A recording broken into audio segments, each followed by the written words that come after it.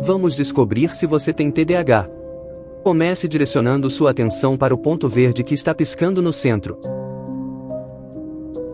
À medida que você se mantém focado, os pontos ao redor começarão a desaparecer gradualmente. No entanto, assim que você permitir que seus olhos fiquem um pouco desfocados ou piscar, os pontos reaparecerão imediatamente.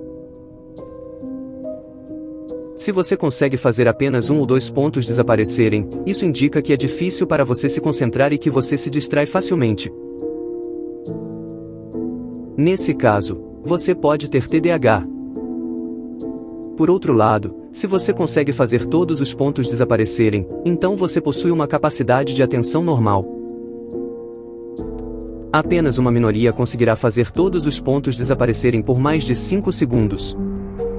Compartilhe nos comentários como você se saiu no teste.